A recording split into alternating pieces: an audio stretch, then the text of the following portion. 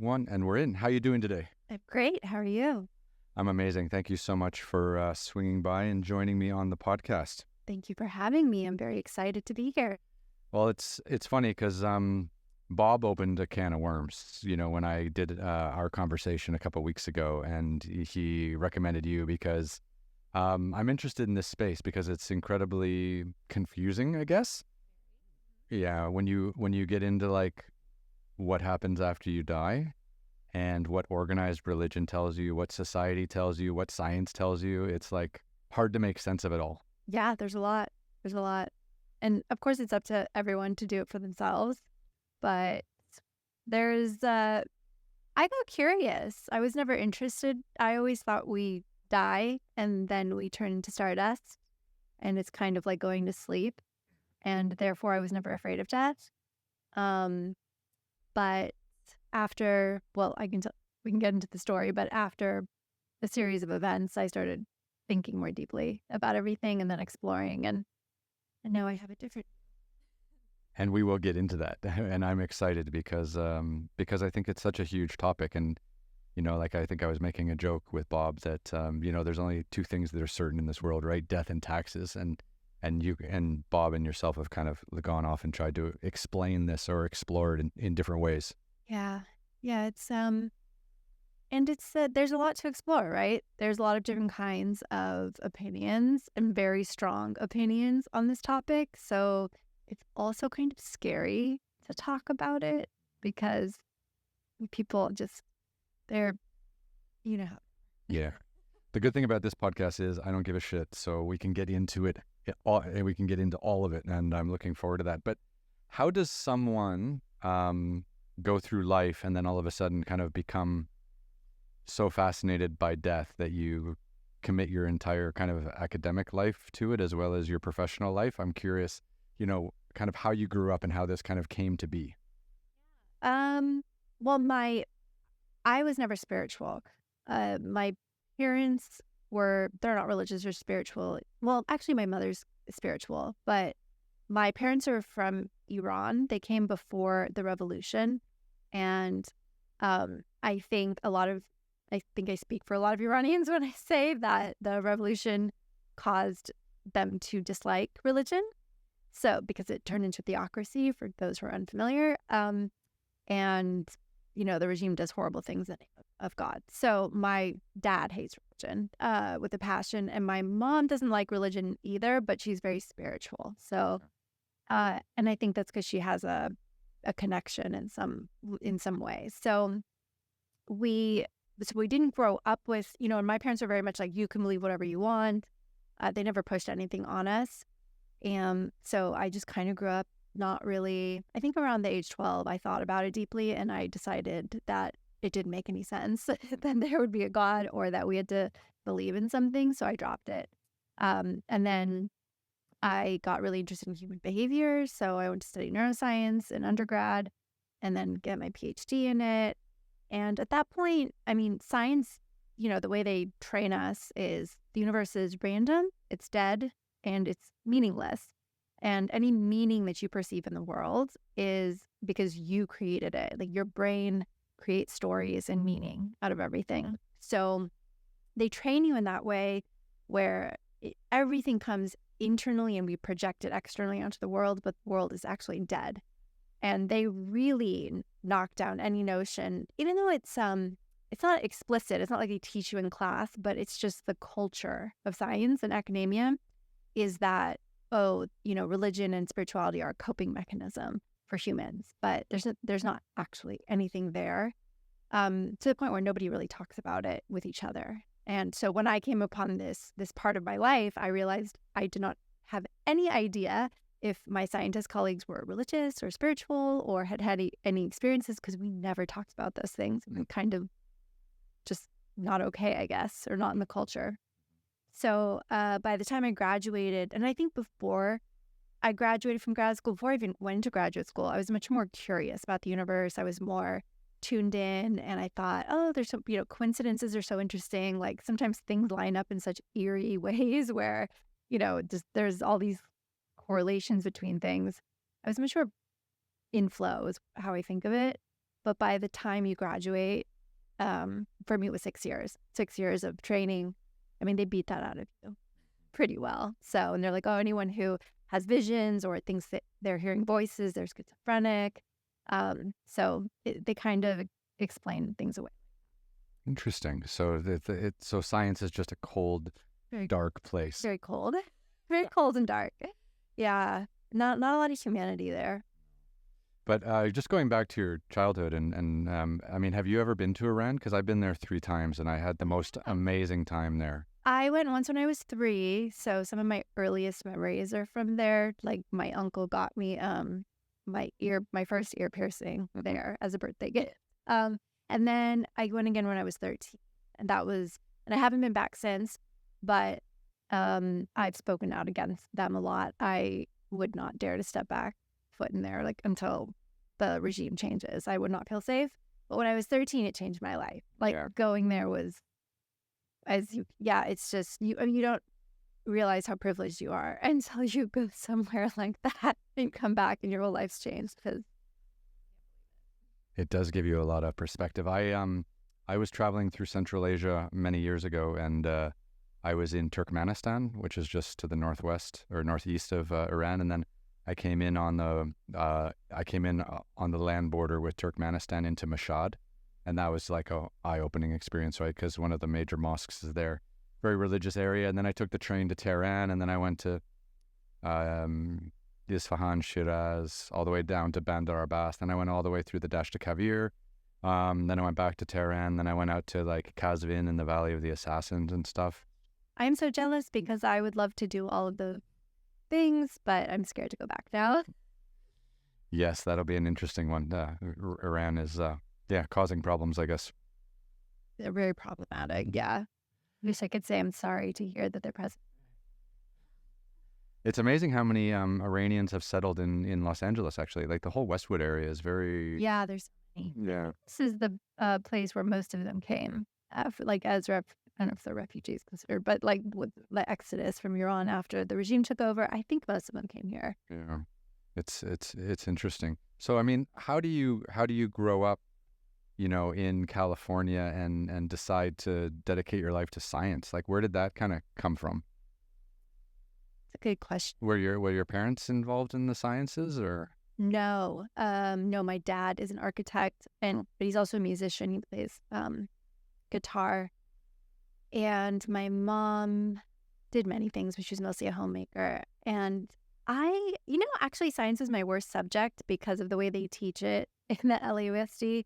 It's like I didn't like geology and normal biology, which is mostly what they taught, but I took a AP psychology class in 11th or 12th grade, and there was a chapter on the book. A chapter in like our book on the brain, and that stole my heart. Like that set you alight. Loved the brain. It's funny too because the psychology class itself wasn't that interesting to me, but the chapter on the brain really did it for me because I love neuroanatomy and then how all of our behaviors, you could tie it back to like a certain part of the brain. And it wasn't a very obviously deep chapter because it was just one part of the course, but that really interested me. And I think initially I was maybe considering literature as a major, but another thing that comes along with being Persian is you have 2 choices. You can be either a doctor or a lawyer. So no other choices. Yeah. So my parents kept pushing. Well, my mom kept pushing, and I think I decided to try being pre-med. And I thought, well, I'll do neuroscience as a major since I like that. And pre-med went out the window by second year because I volunteered at a hospital and was like, I hate it here. This place is so depressing. I never want to be here again. So I threw med school out the window and then just did neuroscience. And I really enjoyed it. Mm-hmm. So that AP psychology class and that one chapter on the human brain stole your heart. Yeah. And it was just funny, too. I tell this story, too, to kids. They don't just get discouraged, but like those standardized tests that you take, I would excel on every topic, would be like 90 to 100, whatever percentile. Science would be like 70. Yeah. Because they don't teach you anything interesting, It's true. The basic geology, rocks, what the earth is made of, and then you're like, introduction to biology and chemistry is really boring. I sucked at it. I was terrible. I even had a great teacher. Like, I really liked my teacher, but I just couldn't wrap my head around the material. Good. You No. have to find what you love in it. I was lucky. I was lucky to have that chapter. Otherwise, I wouldn't have liked science. My God, you could have ended up a lawyer or something. I know. My brother's a lawyer now.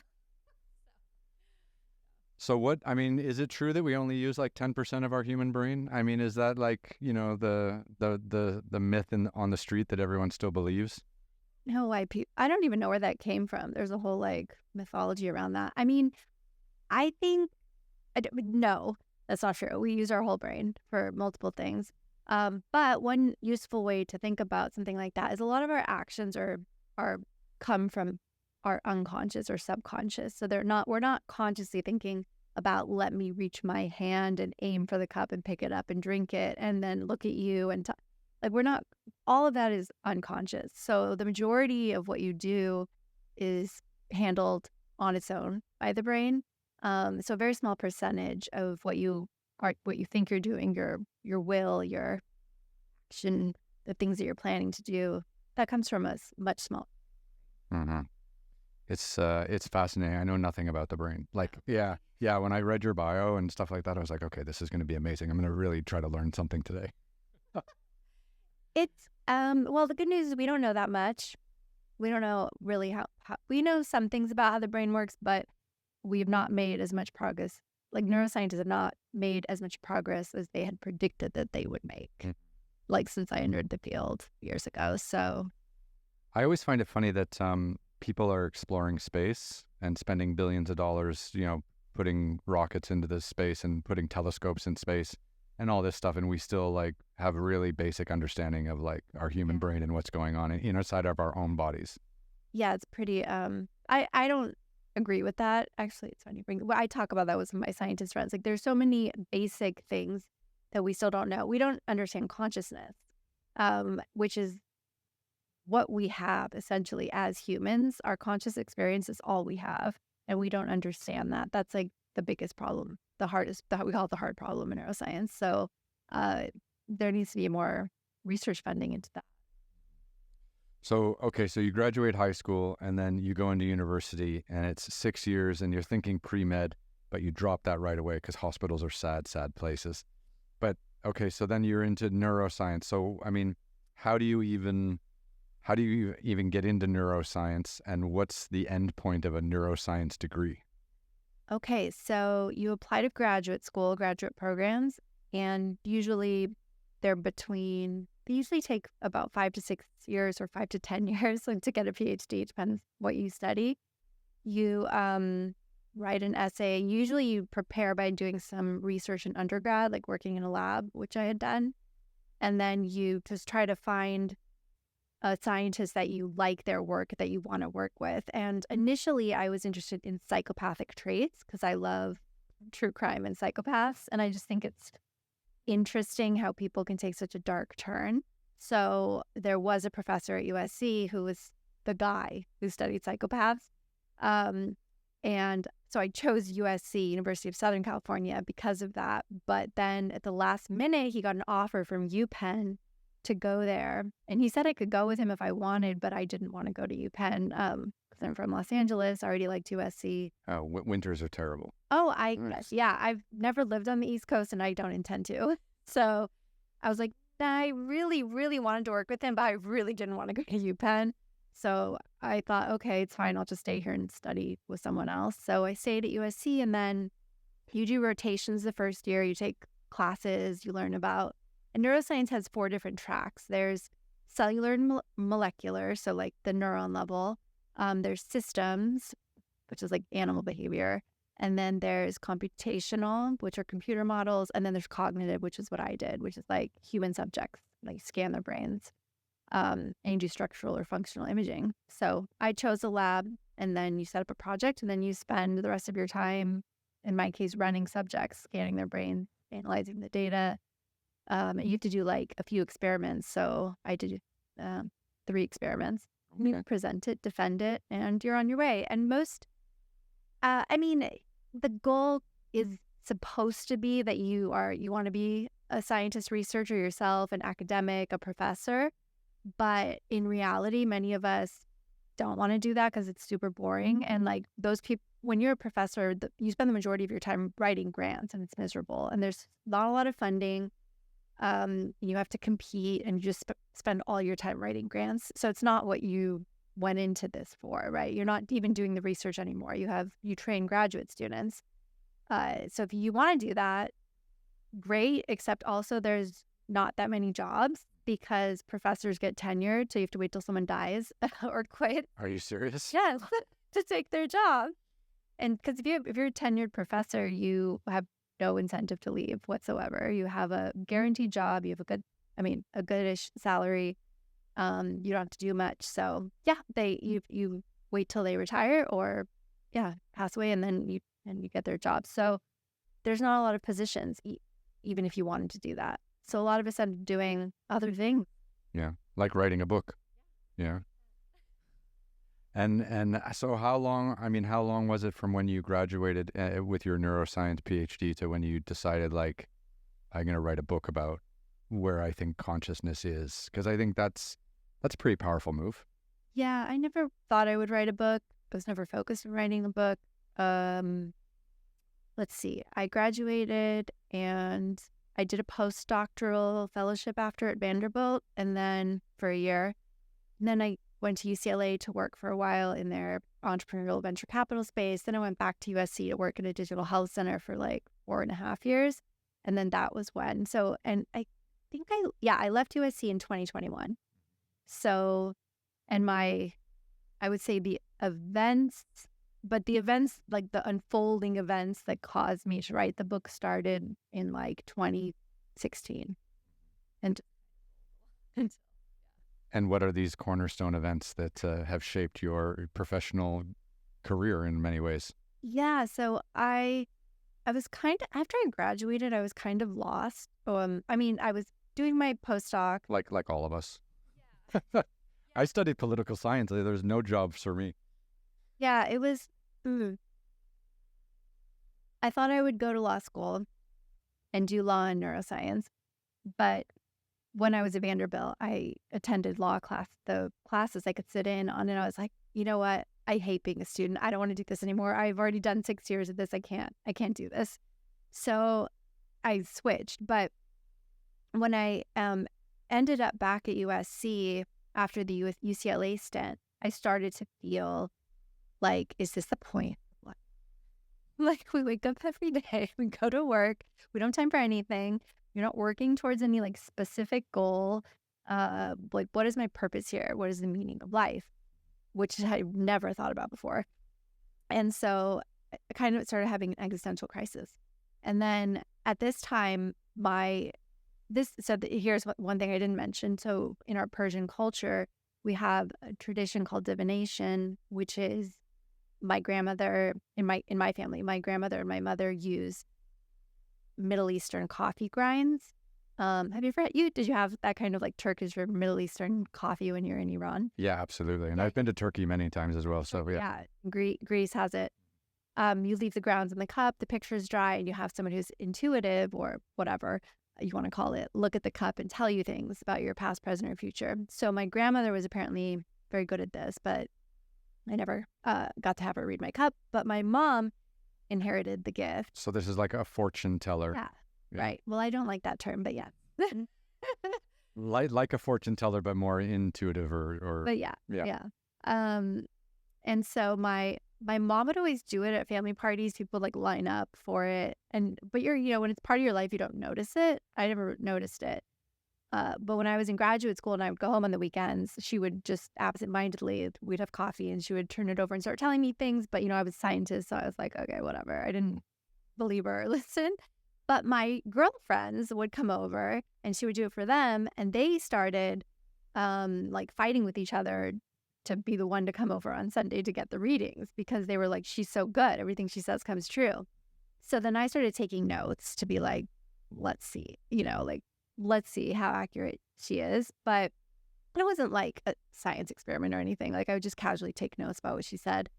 And then I noticed that a lot, sometimes shockingly, like things that she would say months in advance that were very specific would end up happening the way she said it. And they would be things, some of them you can explain away as being predictable or whatever, but some of them you could not. And so the events that happened, one was in 2016. So for like 6 weeks, I would go home every week. 1 week, she got really uncomfortable when she was looking at my coffee, and she was like, I feel like, she's like, okay, I'm just going to tell you. But she's like, I've been seeing it for a while. I didn't want to say anything, but I feel like I need to warn you. I'm like, warn me? So like, never ever said anything like this before.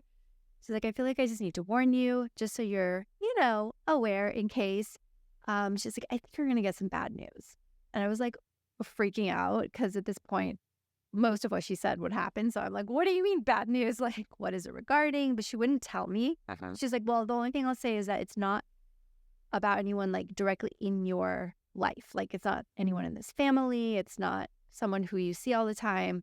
But yeah, she's like, just be prepared emotionally.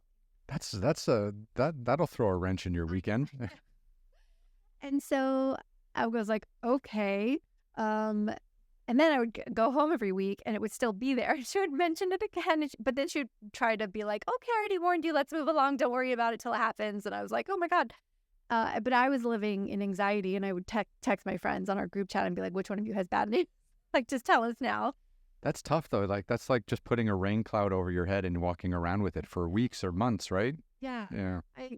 Which she never did, and she still doesn't do. It was the only time she ever did that. And so 6 weeks later, I get a text from a former classmate, and he's like, I don't know if you heard the news. And oh shit, what was it? And I immediately, I had people over. I think it was like a Christmas party or something. I don't know. People were over at my place, and I was like, oh, this is it. What is it? So one of our professors at USC was killed by one of the students. Oh shit! Oh my God. Yeah, and it was someone he helped me with one of my experiments for my dissertation. One of the students killed one of the professors? Is that like a occupational hazard if you're a university professor in California? Well, the kid was actually mentally ill. I think he actually in court won like the insanity defense. Like it was. Jesus. That's what I read. I don't know. That's what I read in the news. So it was pretty awful. The event was brutal, and it was just shocking because he was one of the nicest professors. Everyone loved him. So it was just very shocking. And so I was upset, like normal upset, like grief upset about the event. But then on top of that, I was super freaked out and spooked about what my mom said. So the next day I called her. I was like, I think I know what the bad news was. And I told her, and she was like, yeah. I'm like, what do you mean? Yeah. Like, what did you see? And she's like, well, I saw a death. And she's like, but to be honest, she's like, it was so unusual. I'd never seen anything like it before.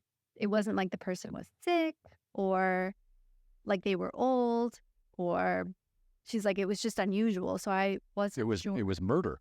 He was like, that's creepy, right? Yeah. So she's like, it was different. There was something about it that was different that I had never seen before that I didn't know how to interpret. She's like, so all I knew it was that it was a death, and that it was like shocking. Like she's like, that's the like sense of it. So, so obviously that disturbed me because it was about life or death. Whereas before that, all these readings were about like, don't lose money, or you might have an opportunity coming your way. This was about death. And it was, up to like a month and a half beforehand, maybe even longer. I mean, that's when she told me it was a month and a half. So I thought, okay, maybe it's a one-off, but still it was creepy. And I thought, so are our deaths like pre-planned? Yeah. You're lucky this was your mom. Imagine if it was a stranger who knew all this stuff about you. Like, was there any comfort in it that it was like your mother or family versus like some random person on Santa Monica Boulevard? Initially, because I could ask her questions, but she doesn't like to guess answers, or she just kind of is like, we don't know, who knows, no one knows. So she wasn't very helpful in that way. because I kept asking like, but like, was this in his like destiny? And she's like, I don't know. She's like, I don't know. I don't know those things. No one knows those things. So it's not like she had answers, but I guess at least I could get it off my chest to ask. But yeah, so that upset me, but I was too busy. I had a new job, so I didn't have time to focus on this too much. Like properly process it? Yeah. The reading part. The death, I mean, I grieved. Probably not properly because sometimes I still cry about it, which means it's not fully grieved. But so I just kind of ignored it and then went on with my life. And then 2 years later, was in this relationship, and so that was the so by this time too, the job I had was so hard. I was so stressed out. I was working all the time. It was just compounding the existential crisis. I was just not helping. But then I was in this relationship, and then my mom had been, she had seen all these. That was another thing. She would see these, intimate details I would never actually tell her, but she would see them in the coffee cup, which was like, at some point I was like, I should stop getting readings because this is an invasion of my privacy. Yeah. But so she kept saying like, well, it looks like it's gonna, she said it's gonna end well, or she was just like, it looks good or whatever. The relationship. The relationship. But then we broke up. So then I was like, what do you mean it was good? Like, this wasn't good. This is not what I wanted. And then at that point, that was like, I kind of had decided in my head he was going to save me and make me happy, because nothing else was. And so when that ended, it was like the last leg of the stool being kicked out. And I was like, I'm just done. Done with everything? Like, hope. Yeah. And I'm a very positive, optimistic person usually, but that was it. Like, I fell into a depression, and I felt despair for the first time and lost hope. And I was like, I don't even want to go to work. Like, I don't want to do anything. Like, what's the point of any of this? So I was there for quite a while, not that long. I mean, a few months. And then I think I don't get it though, but your mom said this was a good thing. Yeah. So, well, that's what launched me on it was a good thing in the end. I mean, because that relationship wouldn't have worked. I can see now because we didn't have a good communication. There was an emotional closeness. Like, I just wanted it because it was there, and I just wanted it to work because I wanted something. So I can see how it was the best thing for me for it to end. And your mother had that intuition. Probably. Yeah. It's very frustrating when your parents are right, isn't it? Horrible. God damn it. Yeah, no, not easy having to listen to them and then having them actually be right. No, it's but it was all confusing. And so I was just depressed for a while. And then my girlfriends are from LA. We're all from LA. They had been to psychics before. And so one of them was like, we know this really good one. She'll turn you away if she can't read your energy. Why don't we go to her to cheer you up? And I was like, by the way, going to a psychic is not a guaranteed cheer up. No. The coin. It can go both ways. Yeah. So we went to this lady, and she was great. I'm still in touch with her. She's lovely. And she blew my mind. She was very good. She knew all these, literally, like, she was reading my mind, details. Like, she knew things I had said, like, between, like, we would talk about different people in my life or different situations. And so she would say things that, like, were said between me and that person that were not generic guesses, like very specific things regarding very specific situations. She described things from my past and would get like 7 variables right. Of course, that's how I'm thinking of it. I was like, how many things is she getting right and wrong? To the point where it was just so unlikely that she would be guessing. So I got interested, and my friends and I went back a few times, and then we would swap readings, and we would go to different readers, and we're like, if they're generic, they should apply to all of us. So we would swap them, but they weren't. They were specific to each of us. And what did your scientific brain make of all that? I was just confused. And no, I was resisting. I would be like, maybe, but no, maybe, but no, maybe, but no. Like, a lot of back and forth and skepticism, and like, is it possible? But then no, like mainstream science seems to think it's not possible. I think I thought it was never studied at that point. So I just thought, I was just very confused. but I was also depressed, so I didn't have the energy to like do research at that point. And it wasn't until, let me think, I was driving to a friend's house and I was listening to Chelsea Handler's podcast. And she was a skeptic. She wasn't into any of this stuff, but she had Laura Lynn Jackson on, who was a psychic medium. And Laura Lynn Jackson started talking about like, oh, I let scientists scan my brain. I let them record while I'm doing readings. And I was like, wait a minute. That's like, she's worked with neuroscientists. So I jotted her name down. And then I realized as she started discussing her view of the universe, she's like, we reincarnate, we choose, we come back to learn soul lessons, and the goal is like love and charity and forgiveness and kindness. And we come back to learn these lessons, and, you come back with what she called a soul family. So people you continuously come back into lifetimes over and over with to learn lessons.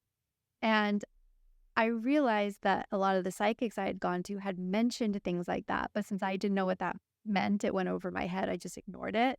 All of them, all of the ones we went to believed in reincarnation, and they would be like, "Oh, this is person's in your soul group," but when you've never been exposed to that, you've no idea what they're talking about. Yeah, what is a soul group? So, so there's this idea, I guess, that your soul, like just like you have a group of friends here that you prefer to hang out with. Apparently, your souls have a preference for who to incarnate with. And so there's like groups, I guess there's like different groups, and you tend to incarnate over and over with certain. Keeping similar kinds of people in your life or similar souls close to you. Yes. And so, for example, I think this is how they describe it. If you meet somebody like that guy I was dating, like they had said, oh, he's one of your soulmates. She's like, but when I say soulmate, it's not the popular conception. It's just a person who's in your soul group, which means like he came, or you both of you together, like everyone you have any kind of relationship with, including your parents, your children, anyone who have these dynamics where you trigger each other, right? And the spiritual framework says that those are for your evolution. Those are the things you're supposed to work through to overcome, to learn how to, right, communicate, whatever the issue is, be vulnerable, open your heart, all those things. So they said those are the people you come here to do your soul's work with. And so when the psychics I had seen explain all this, I had no idea what the hell they were talking about. So I just ignored it. But I had recorded all the sessions. So when Laura Lynn Jackson said it on Chelsea Handler's podcast, I thought, interesting. So then the two of them were like, they mentioned this book, Many Lives, Many Masters, and they said it was a case study from a psychiatrist. Really great book everyone should read. So I ordered it on Amazon, not knowing what it was. I was just like, cool, psychiatrist case study, sounds good. And it turned out to be about past life regression, which I didn't know what that was. So when I started reading the book, I was very confused about what I was reading. What is past life regression? So it's when you put someone in a state of hypnosis, which is just a very relaxed state, really. It's like a meditative state. It doesn't mean, it's, again, not the popular conception where you hand over conscious control to someone. It's literally just a meditative state. And then usually the psychiatrist or the therapist will ask you to go back to a past life or something like that. So, and you describe it. The point of it is, so the Brian Weiss's book, he was a normal psychiatrist who was trained at Columbia and Yale, and he was an atheist. He didn't believe in any of this stuff. But he had this patient who had a bunch of phobias. She had like extreme anxiety. She was scared of the dark. She was scared of small places. She was scared of drowning. Like she had so much anxiety about everything. She couldn't do anything. Her life was so limited. So he tried for a year and a half every normal psychotherapy, psychodynamic therapy, regular hypnosis. He tried all these methods and nothing was working with her. So he thought, all right, last thing, I'm just going to regress her to when she was younger, see if we can find a trauma. So he puts her in a hypnotic state and regresses her to when she was really young, to like go back to the first trauma of your life or the earliest trauma you can remember. So she did, and it turned out she had some sort of a trauma when she was 2 or 3 years old that she had remembered. So he worked through that and he was excited. He's like, okay, she's going to come back next week and at least one of these phobias is going to be gone. But she came back and nothing had changed. So he was like, frustrated. He's like, all right, let's do it again. So he did it again. He's like, go back to the earliest trauma you can remember. And he didn't say in this life. So she starts describing like these weird things, like my hair is black and like in real life, her hair is blonde. And so he keeps asking questions. He's like, what's on your feet? And she's like, sandals. Like, where are you? And she's like, in this rocky terrain. I'm in, what year is it? And I don't remember the year, but it was something like maybe 1600 BC. It was a long time ago. And so he's really confused, but he's like, well, whatever, like, let her just finish her fantasy and then we'll close the session. So he keeps walking through like, okay, what are you doing now? And she's like, so she walks through this life and describes it. And then I think she goes through and like drowns in a flood in that life. And then by the end of the session, she's like weeping, going through all the emotions of dying and facing the death and da-da-da. And then he brings her out of the regression and he's like, how do you feel? And she was like, I feel fine, but she didn't remember much. So she went home, came back, and her fear of drowning was gone. Oh my God, that's creepy. He was really confused because he's like, well, fantasies don't heal people usually in therapies. Like otherwise we would just have people do that. But usually they don't elicit emotional catharsis the way that she was, emotionally catharsis. Like she was just pouring out emotions. He's like, so we'll just do it again. He's like, nothing else worked. I'll just do it. So he kept doing it with her. And one by one, all her phobias disappeared. And every time she would describe some life, like the dark, I think the fear of dark was she was trapped in a cave and died there. I don't remember the others. But all the phobias were part of some past life death. Yes. Yeah. So whenever he would have her go through the life, go through the death, she would come out and a phobia would be. So he went to do research on this. Surely I can't be the first person who has encountered this in therapy.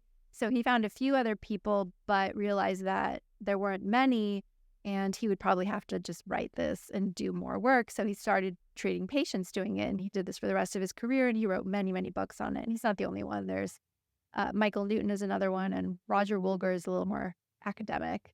Brian Weiss's books are very fun and easy. They're just interesting stories to read. So I read his book, and then this. This is the weird part of his book too. I recommend it, by the way. The book's this thin. It's super short, and it's just a fun read. So during one of the sessions, this is where it gets weird.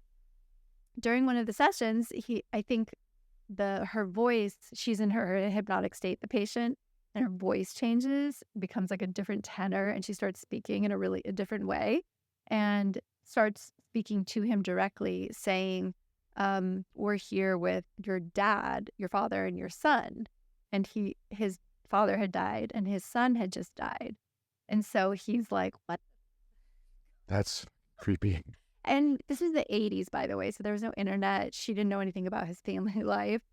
And what happened was I don't remember all the details, but he had just had a son maybe 10 weeks before. And literally the son had just died recently. And it died because it had a backwards heart or some really rare condition. And so this patient in her regressed state said to him, your son died because of his heart was backwards. So knew. And he said that in the book he talks about, he's like, we hadn't even told our friends or family that detail because it was just too hard to even talk about the death at all. We were just grieving. We couldn't talk about it. It's like, there's no way this woman would know that. He's like, I hadn't even said it out loud to my wife. We just sat in silence with the news. So they told him they were they're what they called master spirits. And they're like, we're here, this is what you need to, this is your job. And doing past life regression. This is your task. And then they came multiple times to give him messages, which sounds ridiculous, right? I mean, even when I'm saying it out loud, I'm going back to that when I read the book and I was like, what am I reading? This is so weird. And this one patient is somehow the conduit to motivating him to pursue this path of academia? Yes. And what's funny is she was Catholic. So when she came out of the regressive state, he's like, do you remember? what you said to me? And she was like, no. So she never remembered. Whenever the master spirits would give messages, she would have no memory of it. So when he told it back to her, she was like, no, I don't want to know. I'm Catholic. I don't believe in it. So she's like, oh my God, what a contradiction in everything this woman was. I know. Yeah. But look what a gift she brought. Wow. So okay, so here's this professor in the 1980s doing this groundbreaking research, and you're reading it in the late 20-teens, Yeah. and you're like, and how did this set your mind alight? I felt nauseous reading the book. I felt so weird because it was so against everything, my identity, you know? Yeah, as a scientist. Yeah. But it helped that he was so, Ivy League educated. And he said in the book, he's like, I'm an atheist. I don't believe in any of this. He's like, I don't like paranormal things. He's like, I didn't want to do this. It just fell in my lap. What was I supposed to do? I think it adds more weight that he was a skeptic. Yeah. And I feel bad for him too, because I think he ended up getting a lot of, attacks regardless. Just Yes, especially in the United States. yeah. Yeah. So it was rough for him anyway. But yeah, but that book opened everything up. They were right. Chelsea and Laurelyn were right. It was a great book. It was my doorway book. After that, I got, I bought all of his books. I looked at all the past life regression research literature, which there isn't a lot of great research on that either. But then I started diving into all the research into psychic phenomena, and it was just a down the rabbit hole from there, near-death experiences, because I didn't realize there actually was a lot of research on some of this stuff, especially the psychic phenomena. And this is stuff that you would not have read at all in your PhD in neuroscience. No. And I mean, what would your professor who you studied under doing your PhD program, what would they say if you told them, your Amazon reading list? They probably... Well, actually, my advisor was kind of spiritual, so I should probably reach out to her. But years after the fact. Yeah. Probably, because she had us read, when I took her class, she had us read, what's that book? Man's Search for Meaning. She had us read that, and which I thought was great. But I think many of the other professors in our program would say I was unscientific, but they trained me, so okay, so you're at USC and you're doing your PhD program and you're scanning people's brains and you're recording brain activity and you're interviewing patients who might have had some trauma or things like that, but none of your studies makes any sense compared to these books that you're reading and this doctor in the 1980s who uncovered this regressive regressed patient. It didn't make any sense. I did immediately start. At first, I put a pin in that. I thought I can't do both of these things at once. I just put a pin in neuroscience and the brain. We'll just put that to the side, and I'm just going to just read now and learn. And that's what I did. And at first, I was feeling a lot of resistance. Like I said, I literally felt nauseous sometimes when I was reading these books. And I just decided, I'm just going to stay curious and just think, what if I'm wrong? What if I'm wrong? So I'll just keep reading. So I kept reading, and the evidence kept piling up. And then at some point, I think at the beginning of 2022, I thought, I'm a little tired of reading. I mean, I'm never tired of reading. I always have a stack of books I'm going to read. But I thought I really want to talk to someone. So I decided to start interviewing some of the intuitives that I'd gone to, because I was starting to get curious as a neuroscientist. I'm like, when they say they see something, like, what does that mean? Like, are you seeing it, or are you seeing it in your imagination? Or a lot of them said they would feel things. So I got curious about that. And then also, like I said, I was curious if any of my scientist colleagues were spiritual or religious or had ever experienced anything weird. I didn't know, if that were true. So I started interviewing them for a personal project, just for me, literally just for myself to answer these questions. So right at the start, I think I had only one in-person interview before the COVID shut down. with one of the intuitives.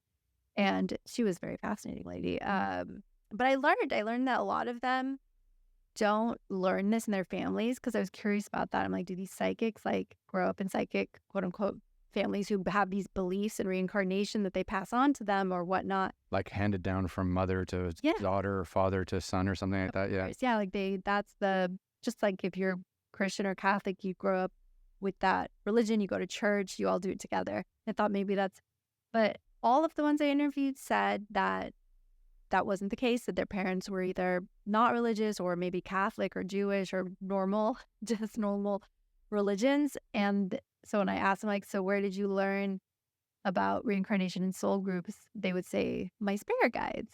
And I'm wow. Yeah. Yeah. So there's a free education out there somewhere? And I would just stare at them, because this is the beginning of the journey. I would just stare at them like, excuse me, like what? But I just tried to be polite and listen. And yeah, a lot of them said that. They're like, yeah, one of them came to me when I was 4 years old, told me how everything works, told me this is going to be my path. And, I think a lot of them thought that other people were like them but it wasn't until a lot of them grew up to middle school or high school when they would start talking about it and realizing, based on the negative reactions that they got from their peers, that this is not normal and that everyone was not like this. So then they would learn to just not talk about it. So. And then they, become ostracized, right? And then it's got to be quite a lonely path. Yeah, it was. All of them seemed, not that they seemed lonely, but they all told me that at different times it was very lonely. And like their parents wouldn't believe them. A lot of their family members wouldn't believe them. Their people wouldn't want to date them because they thought they were witchy and scary. It was really sad, actually. Yeah, it can't be easy growing up as a teenager who sees things. No. Yeah. Talk about being different, right? This isn't about having braces or something like that. This is like, you can see other souls. Yeah, it was pretty sad, actually. I was very, very touched by their stories. And yeah, I was protective of them by the time when I was writing the book. I was like, I'd rather spend time with them than some of the scientists I know. So, they're like kind-hearted, they're doing this because it's their purpose and they like doing it.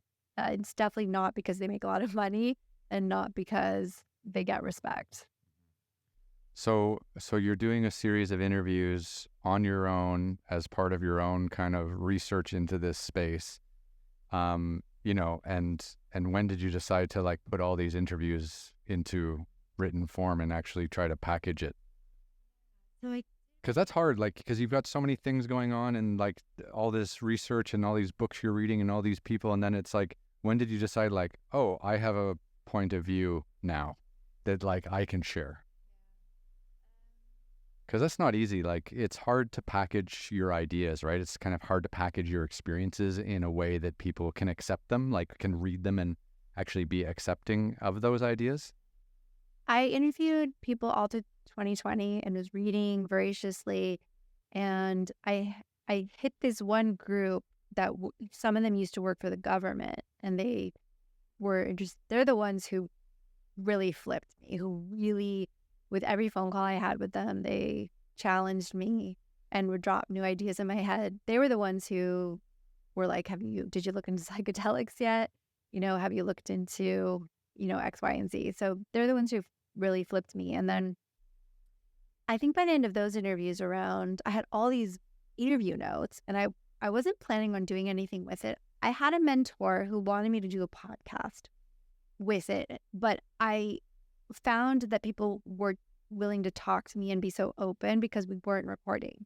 So I didn't want to ruin that with recording it. So I did record a lot of them, but I was like, I can't do anything with this.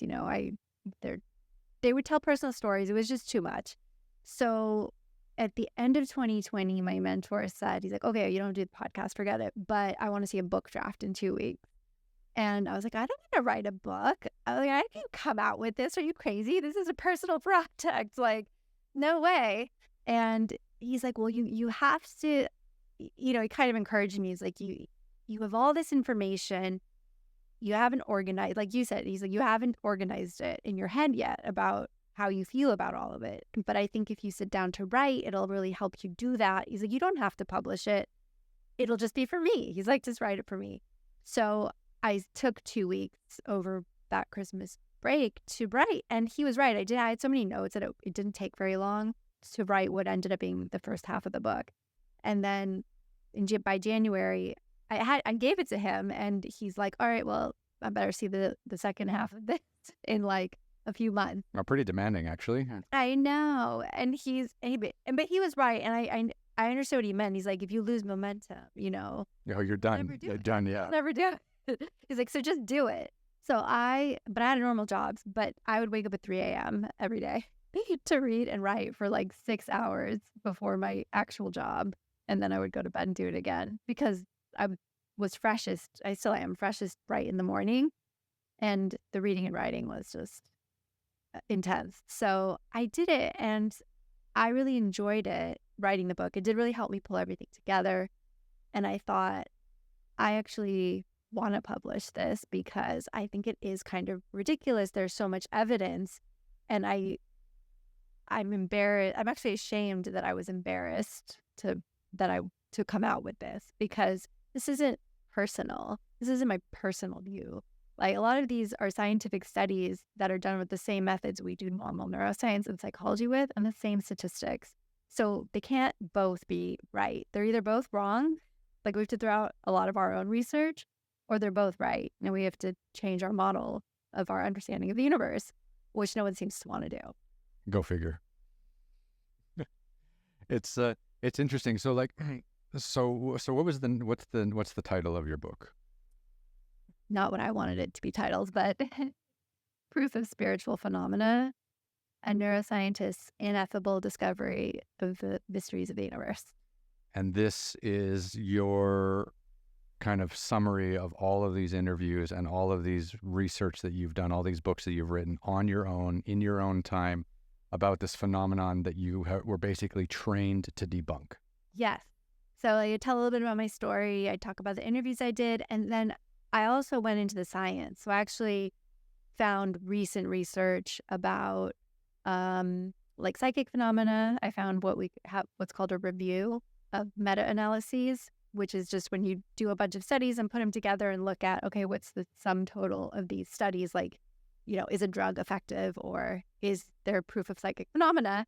So I looked at those, which that one was published in 2018. Then I looked at that for mediumship, which is when a person can communicate with spirits who passed on. And then I looked at, and then I looked at neuroscience models of consciousness. There was one that was published recently that proposes the brain actually interacts with a field, and that the field is consciousness.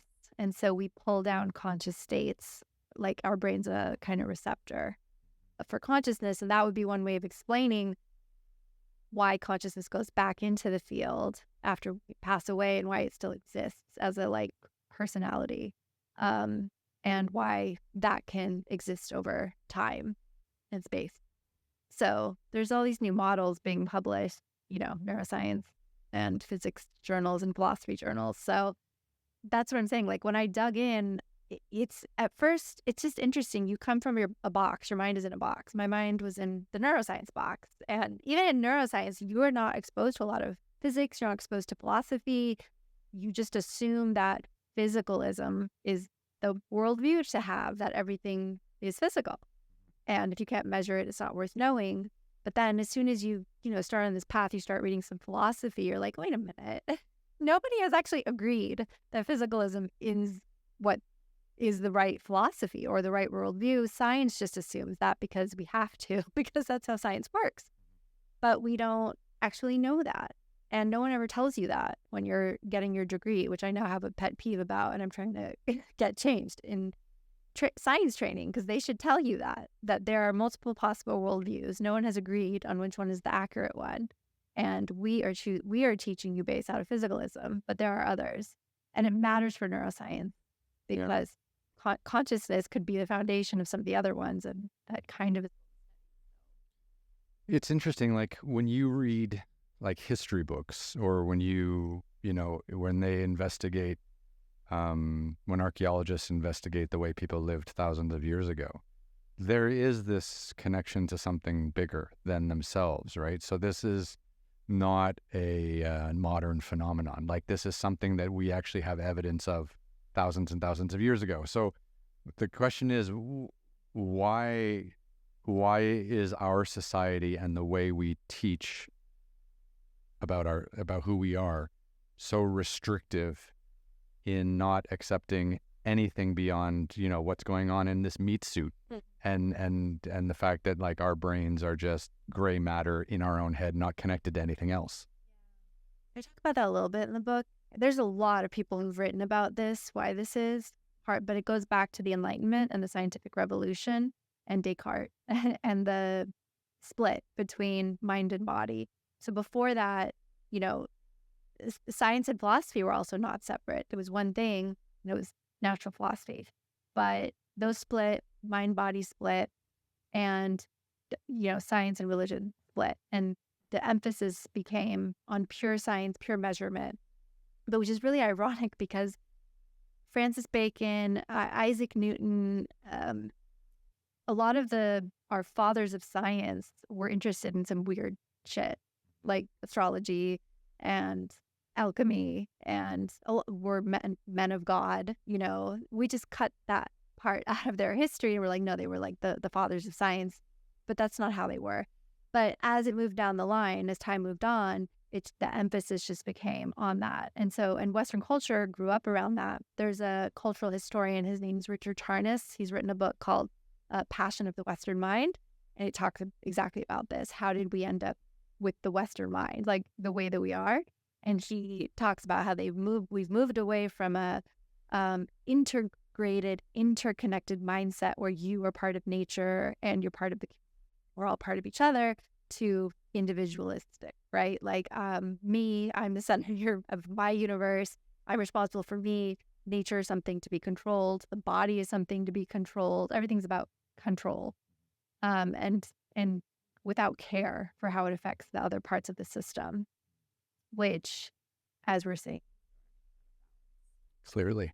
So I've spent a lot of time, like, climbing mountains, walking across deserts, like, in massive isolation, and it's kind of where I'm happiest. But I end up doing those trips with local guides, and they happen to be Muslim, or they happen to be Buddhist, or they happen to, be in remote parts of Tibet and stuff like this.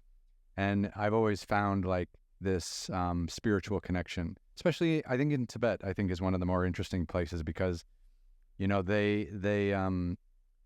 we are ourselves our own spirits, but then also too, they attest, the land to have its own spirit, the water and the rivers to have their own spirit, the mountains even to have their own spirits, and they actually worship the mountains. And that's kind of one of the things, like in Tibetan Buddhism, like, you never summit the peaks because they're for the gods, and you're supposed to circumambulate around them to show your respect and stuff like that, as a way of, like, cleansing your soul. And I just feel like a lot of Eastern religion or Eastern practices, even if you don't appreciate, like, modern day organized religion, even before modern day organized religion kind of grabbed hold, there was still this kind of, like, shamanistic religion that predates, what we had, that said that we're all connected and that we're connected to the earth and all this stuff. And, like, I don't get how all of that kind of got thrown out the window somehow. Read Charnas' book. No, I'm kidding. Big questions. Such a big one. Yeah, it's Jeff Kripal, he's the chair of philosophy and religious thought at Rice University, talks about this too. He's like, basically we've confused technological advancement and for believing that science is God. Science is our God now, and we call it scientism. That's the new religion. And I put in my book, science is like a cult. Like, it's kind of scary to go against it now. You feel like you're going to be attacked. I mean, I don't give a shit because I was in the cult, so I know. But it can be scary. So because we know we have pretty good control over the physical environment enough to make these technological advances that makes us feel like gods. And so humans have confused that with thinking we are gods and we can do whatever we want.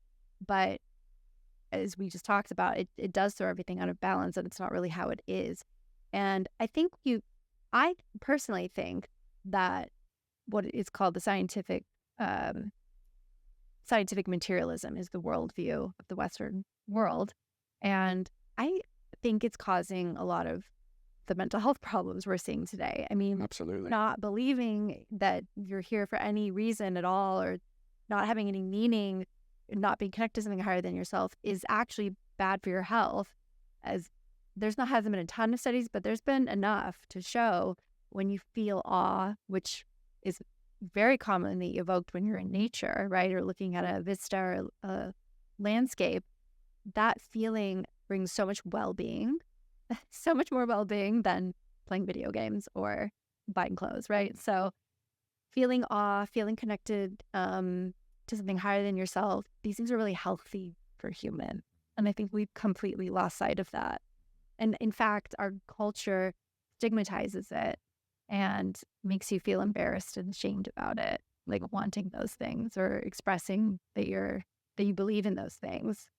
I at the beginning of my journey, I kept trying to find people to give me permission. So I like kept, looking for colleagues, people with a lot of degrees behind their names who are at good universities, to be like, I felt like my opinion wasn't enough to be like, no, look at all these smart people who also are open to believing that we don't have the story right. And I found a lot of them. I mean, there's whole communities of scientists, scholars, physicians who know we have it wrong. They're like, we have to bring mind, body, and spirit back together, or we're in danger. Sounds spot on, actually, because in 2019, before COVID hit, I was filming probably like 270, 280 days out in the wild, right? So we did 10 expeditions in 11 months. And so I think I ended up spending like 150 nights in a tent in the middle of nowhere in 2019. And I swear to God, I've never felt healthier or happier. And, like going to bed with the rhythm of the earth, going to bed at like 6 p.m. when it gets dark, waking up at 5 a.m. when the sun comes up, and just kind of like walking and being surrounded by nothing man-made. And how powerful that was. Like no artificial air conditioning, no artificial light, and how absolutely healthy and rejuvenated I felt during those processes. And I don't believe in organized religion, but I do feel like a spiritual connection to the earth or to nature. And maybe that's just because of the early experiences I had in really remote places. But there's a connection there if you stop and like smell the roses, or you stop and like pay attention to what's really going on in your soul. Yeah.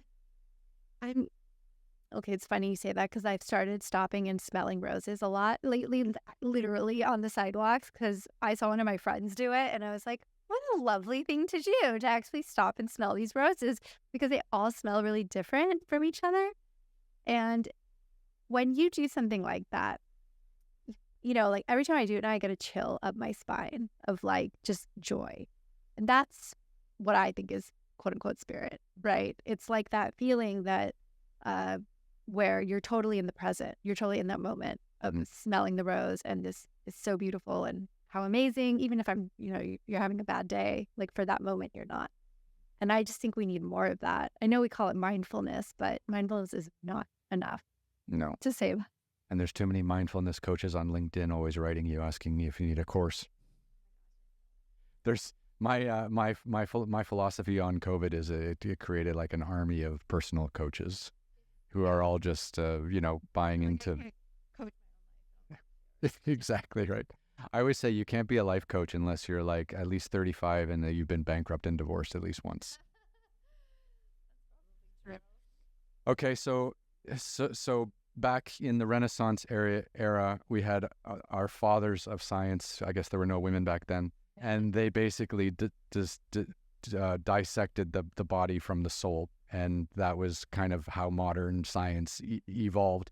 And then now you've written this book, which challenges some of that based on your academic findings. And now, where do you stand on this belief that we are not just the meat suits, we are actually connected to something bigger, and that our souls do go on after our physical bodies die?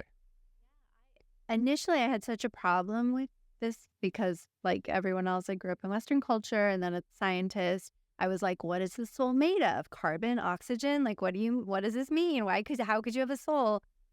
Point to it on the periodic table. It's like, I need to know where it is and what it looks like and what it's made of to believe in it. But after my journey, I realized I don't have to use the word soul. Like, you can replace it with spirit or consciousness, which makes more sense for me because I'm a neuroscientist. So once I hit those theories about maybe consciousness is an energy, we don't know what it is, like this awareness. And if you've ever done psychedelics or get into a really deep meditative state, your awareness can become sharper and clearer. So there's these like gradations of consciousness. And you're like, well, maybe that's what it is. Maybe it's this kind of energy that we can move through different layers of. Maybe it does come into bodies to experience things and then goes back into itself. To me, all I know is there is a whole class of evidence, a lot of which I put in my book, that we cannot easily explain with our current worldview, our current scientific worldview. So you can't just ignore evidence and dismiss all of it, and which we do, though, in science. We'll be like, oh, past life regression, fantasy. But then the people who do it are like, no, fantasy doesn't heal the way this does. Near the kids who have past life memories, like they're at the University of Virginia, they study these. There's a whole division set up to study kids who have past life memories from ages 2 to 5. Then they go and verify the memories, and 65% of the cases have been verified. I think there's like 3,000 cases or something like that. You want to you can dismiss those too, but then you have to just look at the psychic phenomena research. No, those are all fraud. That's impossible. It's like over 100 years of research across continents, across countries, across labs. It's just not possible. It's all fraud. It's like you can't, debunk every single one of it. Just becomes ridiculous. It's just like it's a joke. You're not a scientist, because then you're just ignoring stuff. And that's what happened to me. Is at first I kept reading books and then I would put it down, forget what I read, because my ego would come back and be like, no, this is threatening our identity. Like, you can't be open to this. But the more and more I read, I was like, this is impossible to look away. Like, you can't look away with integrity. You can't. Then you can't call yourself a scientist. So if you're ignoring evidence. Yeah. Can't ignore the evidence. You have to follow it where it goes. So all I know is there's a lot of stuff we can't explain. The universe is probably weirder than we think it is. I don't know why that's such a big deal to say.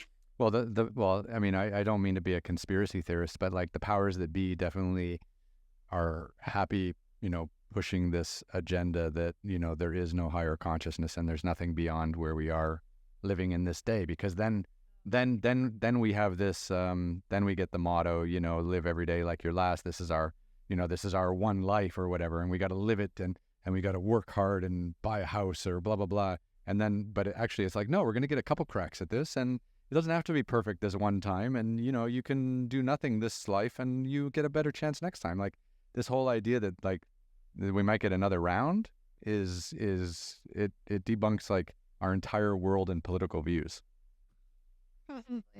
I studied political philosophy and political theory. Think I know. Well, the whole idea is control, right? So, it's like, how do you put fear into people so that they listen to you? And, and then it's like, okay, well, how do we arrange people so that they do what they're supposed to do? But having this higher consciousness, having this connection to something beyond politics, for example, like some kind of beyond organized religion, something that organized religion can't control, some connection with nature, for example, like that's beyond the political realm. That's terrifying. Yes. And that moves you away from materialism to some extent. Right. So yeah, I could see that. I think also something I realized, so actually this goes back to what we were talking about in the beginning, how a lot of your behaviors are run by your unconscious, your subconscious brain. So the more healing work that you do. So when we're kids, and this is related to spirituality, because when you start going on a spiritual journey and it goes against your mainstream like worldview, you come up against all the wounds from you've ever had in your whole life of like not feeling not good enough, like you're inferior, like you don't belong. Every insecurity you've had since you were 5. So you kind of have to heal those to like be comfortable with your new worldview. So that's why a lot of spiritual awakenings are what they call quote unquote healing journeys, which I do not like that term, but it is what it is. That is actually a good description. So when you're young, when you're actually starting from when you're in your mom's belly, your nervous system is really, like I said, a correlation matrix. Like it correlates things and responds based on what it learns. It responds, and then it keeps doing that your whole life. So, but when you're really young and you don't have a rational brain to make sense of what's happening to you, you make all these illogical conclusions, right? Like my mom didn't pick me up. She doesn't love me. If I don't get picked, or if I get told to be quiet, or if I'm quiet, I'm loved. If I'm loud, I'm not loved because they yell at me. You learn all these ridiculous things, but it's not your fault. It's just the way humans are. But you grow up with that, and all of that gets pushed into your subconscious, and you start just acting those things out when you grow up and keep replaying them because your brain, that's what it knows. And it just keeps trying to recreate. Sometimes, too, when you have a wound, especially in Western culture, nobody lets you cry and like let it out and let the full emotion express. So it just gets trapped inside of you. Which is healthy, as we all know. Yeah, just the only way to be, no emotions. Emotions are for wimps. So, but all of that gets stuck in you and becomes unconscious. And that's when you become very good, easy to be controlled because you're being run by fear and trapped emotions. You have no control over your behaviors, even though everyone thinks they're in control, they're conscious of what they're doing. They're really not. Like, there's a lot that's going on subconsciously that you're picking up, that you're giving off.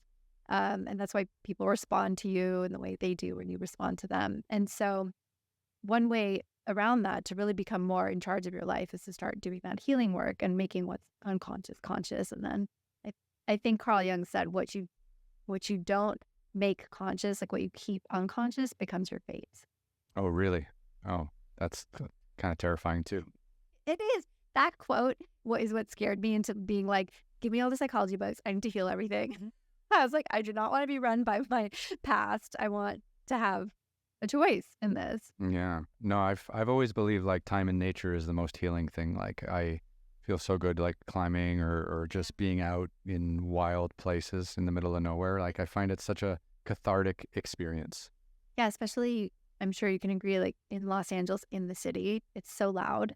It's so nice to just get away, just where it's just quiet, a moment, quiet, breathe. Yeah.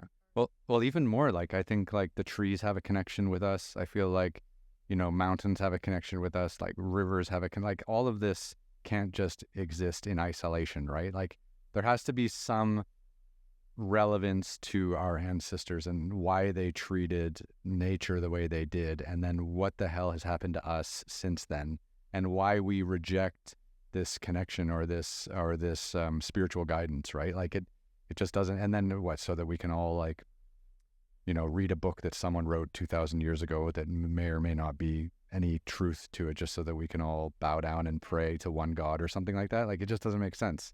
Yeah, and it's and then it becomes what has happened is we've made spirituality or this connection to something greater foreign, and then it becomes scary. And I feel like that's how a lot of people feel. Like I remember when I was talking to a lot of my friends, like a lot of them would just be scared. Like they don't want to talk about it. Like, oh no, I don't want to think about that. Like I don't want to think about the idea of spirits is like terrifying. Don't bring that up.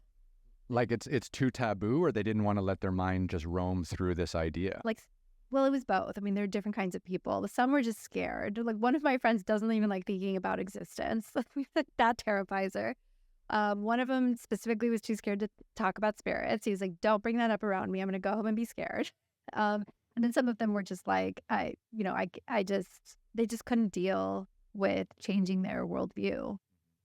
But I will say I planted a lot of seeds that have since blossomed. That's interesting because I think it, like knowing that we're connected to something bigger and that our souls might live on, I feel like that's like a pretty, helpful like worldview, right? Because then this idea of like reincarnation, or this idea that our spirits will live on and that we'll have like another crack at life, or something like that. Like I think that would be relieving to some people, not freaking them out. I find it relieving. I think it's beautiful. And this is silly, but those psychic the medium shows. I haven't seen a lot of them, but I've seen Teresa Caputo's and like Kim Russo's a few times. They're so emotional. I can't watch one single episode without like bawling my eyes out, because all there is love. That's it. Yeah. And it's just so beautiful. And how is that so dangerous to the scientific community? Because we can't measure love, so. It's a threat. Love is the threat.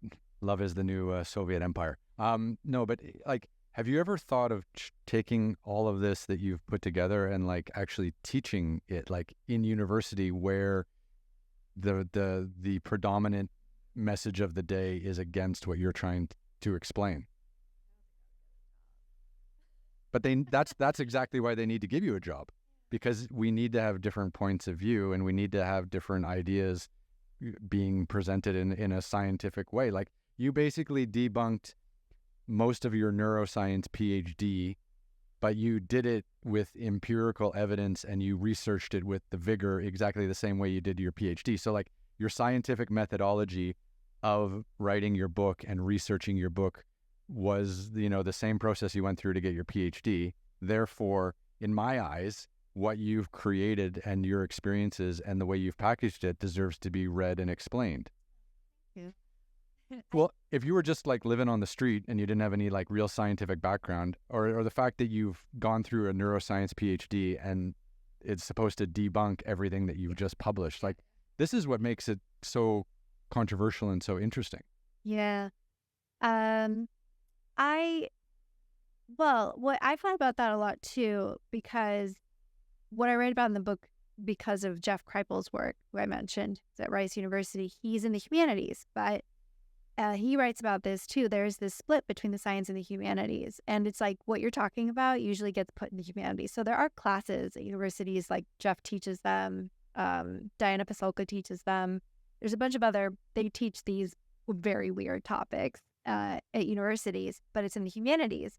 And he makes this joke about like, nobody cares about the humanities anymore. They're not important. Even within academia, he's like, even within the humanities, science. Mm-hmm. That's crazy, though. It feels like almost science has become a cult. Yeah, exactly. Yeah. Yeah, and I think that that's a shame. And he said even the humanities used to be the safe space for these ideas, these open ideas, right? These explorations. And now even within the humanities, feel the skepticism or the scientism creep in. And he's like, even in those spaces, they're pushback. That's ridiculous, though, because our academic communities are supposed to be open, free spaces for debate, right? We're not supposed to be pressured into thinking about one worldview. Yeah, but this is going to be not popular. But I love that. Please continue with this idea. So I have another neuroscientist friend who's a collaborator on this, and we had 2 events at our main neuroscience conference in 2022 and 2023. The first one was neuroscience and spirituality, and I thought no one would come, but 50 scientists showed up, and we're excited to talk about reincarnation, psychic phenomena, psychedelics. And then the second one was this past year, and we did on alternative models of consciousness, and we had a bunch of professors present different models. And we had a bunch of people attend that too. And we talked about this because some of the grad students were like, how do I deal with the, how to put it, condescension that I receive when I talk about this? And we were like, clear the floor. My collaborator, Alice, and I were like, we can talk about this. I was like, part of it, that's why you working on yourself is so important if you are going to go into this, because you can't be reactive and defensive, because it just makes them more reactive and defensive and it just becomes a cycle. And we're like, so number 1 is, approach it with, you should approach your insecurities because you have control over that. Don't feel inferior, like find out what that wound is and heal it. And we were like, second of all, a lot of the people who are being condescending secretly are into this stuff. They just won't admit it to you in public. But if you give them a few drinks, we have found that most scientists at cocktail hours are willing to tell you, all their weird interests and the weird experiences they had. When I interviewed my colleagues, every single one of them had an experience they couldn't explain. whether it happened to them or someone in their family or someone they knew. They all had something. They all had stories, and all of them were open-minded. It's just when you go into a public space, it's that social stigma where everyone And I think it's just we've created a society where, going against the grain is just not profitable. yeah, it's just scary. It's just terrifying. But the point is that they are interested, they are curious. They just don't have time to like dig into it the way that I did. Nobody else wants to wake up at 3 a.m. apparently on top of their normal job and dig into it, which I don't blame them. And then also it threatens their identity, it threatens their egos. And as someone who had to go through that ego death, it's not easy. You're not going to like it, but it's worth doing. Ego death. I like that. Yeah. You have to kill this idea of who you thought you were and who you thought you were going to be. And you spent your whole life trying to earn that specific identity. And then suddenly you're going to throw it away. It's really hard to go through that. I don't, I would, I was like, I want to say I don't recommend it, but I do recommend it because I think it improves you as a person. You don't need. I think constantly reinventing yourself and constantly challenging your ideas of who you are and where you fit in the world is a really healthy thing to do. Yeah, it was a very good exercise. And I love that you said that. That's so true. Because I have to do it all the time. Like, my careers change constantly, and my ideas of how things are going to be next year or the year after. Especially we've had a very turbulent 4 or 5 years here, but I feel like, being flexible and learning. Just having a podcast where I get to speak with, experts like yourself, like my worldview and my ideas are open to change because I get to learn from people who have had these experiences or who have written books about it. And I'm open to, listening to everything. Yes, I love that. And that's what opened my mind too, is speaking to all these people, because what I realized was that I was so super skeptical and I was projecting that on everyone I was interacting with, and realized that a lot of people were actually less condescending or skeptical or arrogant than I was. And I was just expecting that from them because I was like that. But, it turned out that people were a lot more open-minded and kind than I was. So that's the best when you interview someone and you're like, I know you're already wrong, but let's go through my questions anyways. Okay. Yeah, terrifying. So here's the thing. So you are a doctor in neuroscience. You have written a book that goes against the what you've learned during your doctorate degree in neuroscience about our connection, our spirits, the fact that we're connected to something maybe bigger. But okay, so you've done, the interviews, you've talked to the people, you've written a book about it, but have you yourself had one of these experiences, or have you, because, for example, other people that I might have chatted with, they've had experiences or they've been a medium, right? I'm wondering if you've ever had something like this where the light bulb turned on and it's like, oh my God, that just happened to me. Yes. Yes. So when, in the beginning, so actually I never told this story. I didn't put this story in the book, and I haven't talked about this on an interview yet, but I did tell Bob last or whenever I saw him. So I guess I'm telling people now. So in April 2019, I actually had, when I was young, I used to have precognitive dreams. That's what they're called, dreams that come true. And I used to have them up until grad school. And then in grad school, they disappeared, stopped happening. And I forgot about them. And so until 2019, when I had a dream about something that happened the next day exactly as I saw it. Exactly. And it was a big emotional event. It was tied to one of my friends. It was, it was something, it wasn't like a disaster or catastrophe, but it was emotional. And so that shook me. But this is before I had read Many Lives Many Masters. This is before I heard the interview. It tells I was kind of in my depresso state. So, but I had this dream, and it happened the next day exactly as I saw it. And I just remembered, I was like, oh my God, I used to have these dreams all the time. When I was in college, one time, this was just the most memorable. I had a dream where I was in my car and I leaned forward and touched a crack on the windshield. And at the time I lived in one of those condo townhouse communities in San Diego. That's where I went to college. So my car was parked kind of far. The next morning, go to my car and the windshield's cracked. And so I was like, I had all these memories flood back of how I used to have all these dreams all the time. But I think again, I was in such a kind of hazy state that I didn't know what to do with it. And I had not, read anything. So I was just like, that was weird. I was like, that was a coincidence. And I just brushed it off. But since then, after the whole journey, I mean, I started meditating a lot and I opened up a lot. So the dreams came. It's funny that when you started your neuroscience degree, Yeah. your dreams stopped, and then now that you've opened yourself up back to this space, they're coming back. Yeah. And then people kept telling me that because I kept reading, which was what I knew to do, which is kind of funny, right? Because I was like, what do I do with this crisis? Read, because I'm a researcher. And I remember when I started interviewing people, they said at some point you should probably experience, like there's scientific evidence and then there's personal experience. And they were right. I tried psychedelics. I had like a total ego death. I became the whole universe. I did a few past life regressions. They were unbelievably emotional. Like I couldn't even believe the amount of emotion pouring out of me to the point where I'm like, I have to prepare if I'm ever going to do it again for like a meltdown for a week because it's so emotional. So I did all these things and then each one that I did, it was like, I don't know, some layer of something was removed and I would just become more and more open. And now I'm not psychic, like in the way that wonderful people that I went to for readings are. I don't know how to do that.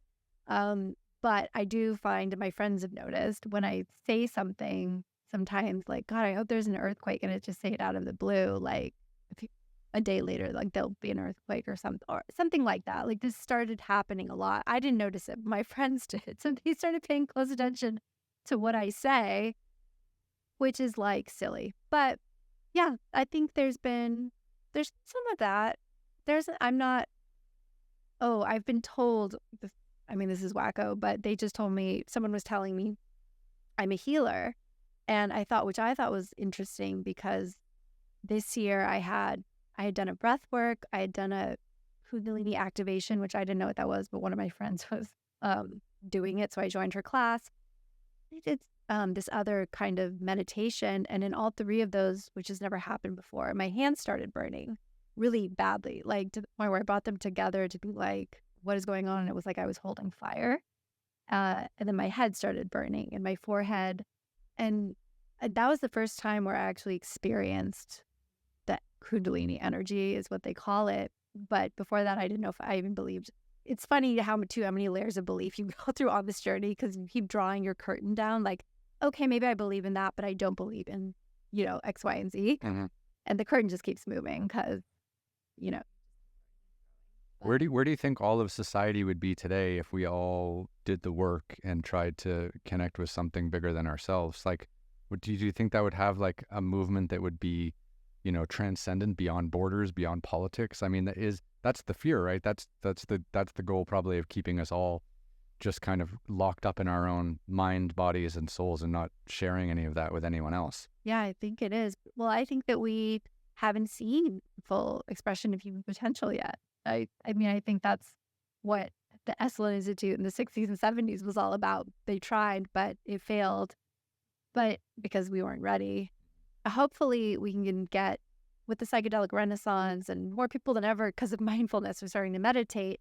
There's more spiritual awakenings than ever before. And a lot of these people don't have anywhere to go. You can't go to... They're ostracized if you have these ideas. Like, yeah. Yeah, there's a lot of ostracization. And if you go to the medical establishment, they'll put you on psychotics, antipsychotics, right? Or they'll classify you with a mental disorder. And sometimes you have that, but a lot of times you don't. It's just a spiritual awakening. There's actually a whole group. I mentioned there's these groups that I found. There's a group called the Emergent Phenomenology Research Consortium, founded by an emergency room doctor. And so it's a group of physicians, scientists, and scholars. We're all in it who are interested in and have experienced what he calls emergent phenomena. And so that's the whole goal of that, is he's trying to raise money to change the medical system so that because he's like, I would, in the emergency room, would encounter so many people coming in with what were clearly to him signs of a spiritual awakening, but then quickly being triaged to psychiatry, slapped on with a diagnosis, and then sent home with antipsychotics, which only made it worse. So there are certain therapists that are trained in what's called spiritual emergence or emergency, which is what happens when there's a sudden awakening. But there's not enough. And there's a lot of people, I'm on their email list, like people will send emails, be like, well, I have someone going through this. Like, is there anyone in the, San Francisco Bay Area to help? Or New York or whatever. So it's happening and there's not a lot of resources. And I have a Substack where I've been writing for 2 years about, first I was writing about the science of psychedelics, and then I was writing about the weird stuff that happens in these states. And the last few months I've been writing about the dark night of the soul, because that's what happens when you go through this, like total transformation. And I'm gonna launch soon this month, a community around this, like people to support each other, because it's so hard to find people to talk about this with. It's like, you don't even have the language for it to describe what you're going through, what you're feeling. And then you're worried about how the person's going to react. Are you going to be, rejected? Like your family's going to be like, oh my God, she's crazy, put her in a mental hospital. So it's important to have community because it's such an isolating, dark time in your life when you're confused. Which is the total opposite of what it should be. I mean, you're kind of finding another layer or another level of your consciousness, right? And that should be like a really positive experience. But people just want to give you antidepressants and tell you to go home and just like turn that part of your brain off. That doesn't make any sense. Like you're trying to tell them, no, you don't understand. Like there was a light, there was an angelic being. Like it's a beautiful thing that you're experiencing, and they're just like, oh my God, give her some meds to shut her up. Where do you think the role of like psychedelics fits into all of this? Because I've never done them myself, but there's been a lot of people I know who've done like ayahuasca trips and done other psychedelics, and that helps kind of them bridge this level of consciousness that they're like stuck in, and it helps them see themselves and their life in a totally different way. And I feel like, is that something like we all need to go through in order to like get out of our own fucking way? So I think psychedelics are great, but I definitely do not think that they're for everyone. They're very intense, and they are also like psychic readings, a flip of the coin. You never know what you're going to get. So they should be approached with extreme caution.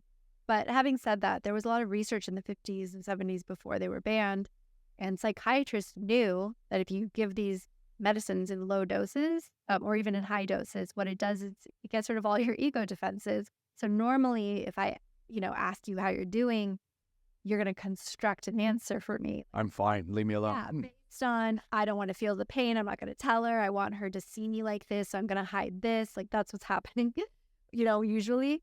But when you take these, they kind of knock down your ego defenses. So if you ask yourself questions like, what's my biggest problem right now? Your mind will tell you. And I experienced that when I took LSD. I read this handbook from the 50s that said literally the handbook of LSD for therapists. And it was super helpful. And it said, write a list of questions you want to ask yourself that you want answers to, and do it 4 hours into the session, because that way the effects will be a little lighter. And I did it, and I didn't even expect it to work. But I asked, like, what's my biggest problem? And my mind, body, spirit, whatever told me, you forgot to be weird. You project who you think you're supposed to be. You give people who you think they want, not who you really are. And like your true self has been a casualty. And then it showed me a whole montage of events from my life where I betrayed myself. And I was like, great. Holy shit. Are you serious? Yeah. So it all happened like this. Like it was so fast. And I just understood in like a minute. I was like, oh my God, I totally get it. And I was like, no wonder sometimes I don't feel understood, because I don't let anyone understand me. Like I'm never being myself. So it was like this really profound, and that's what can happen.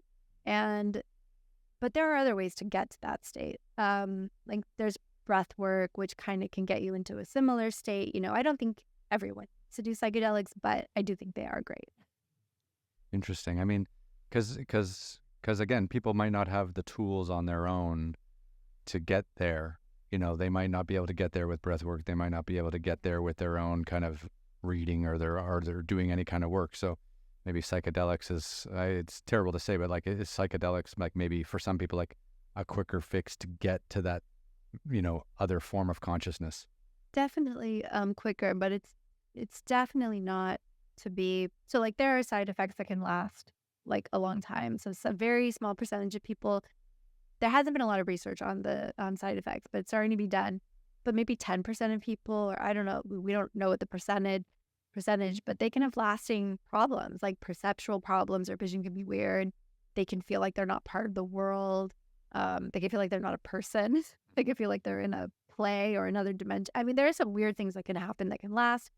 Of course, there could be emotional difficulties that last. The other thing is because your ego defenses go down, if you have serious traumas, like really serious traumas, those can come up and probably will. And if you're not in a context with a therapist or someone who can handle that, it could be a disaster, right? Because you're just going to be re-traumatized. So it needs to be done very carefully with the right setting and hopefully with the right support, even though sometimes that can be hard to find at this stage because they're not legalized everywhere and it's not medicalized yet. And this week, the FDA just did not approve MDMA. I saw that. Yeah, it's crazy, huh? Well, I mean, I don't know if the FDA made a decision yet, but yeah, the committee was against it. Yeah, it's very surprising. But so, yeah. We'll just have to wait for Pfizer to come out with some solution that they can approve. Well, I mean, the thing is, the train already left. Like you can't stop it. Right. It's happening all the time everywhere. So it's just going to continue happening because these substances are very healing for some people. For some people where nothing else has worked, because our other mental health therapies are not very good. Terrible. I have a friend who was on the podcast, and he was a combat veteran, and he was in Iraq for a few tours, and he was saying like he came back and he had PTSD and he had like depression and his friends were killing themselves and stuff like that. So it was like really rough, and he was in a really terrible place, and he just started doing like extreme exercise. So he would go out and like run for like 60 miles over the course of like a day and a half or like something like that. He would just do these like unbelievably insane athletic feats as a way of getting out of his own head and finding some solace in that way. And I think like if you're gonna run like 50 miles, like that's got to be the same as doing LSD. Like you're so fucking gone, by mile 30 that you're not even in your own head anymore, right? And I think that's kind of how he found a way to heal himself. Everyone finds a way. Well, that's not true. Everyone hopefully finds a way. We should help people find better ways. Yeah. But yeah, I mean, psychedelics are one way. They're great for some people. And I think for people who've had more serious traumas, they need to be more careful. Yeah. And so as we're kind of winding this down, like where are we on the debate of our consciousness existing beyond our own physical death? I think that it's possible. I think the evidence suggests that it's possible. That's not ridiculous. No, I mean, every idea, every philosophy, if someone's done the research, they deserve to be listened to, right? And so, I mean, but how would, if this is true, and like, obviously you've done the research, you've written a book, but can you imagine if this idea ever became like mainstream and like we all accepted the fact that this life is not our only life, or that this consciousness doesn't die with our bodies? Like, yeah, I think that would be a lot of people who are grieving, who can't, or having trouble. I think it would help them move on, which I didn't hear the interview you did with Bob Ginsburg of the Forever Family Foundation, but that's some of the work he's doing. And some other people I know who are like normal social scientists who have flipped into this world are looking into this too, looking at how can mediumship readings help grief, alleviate grief, like improve well-being. And I think, like you said, the idea that that's a possibility can relieve fear for the normal everyday person. But I do think for people who are grieving, it can be very helpful to them. Yeah. Like I'm not a scientist and I don't look at problems in a scientific way.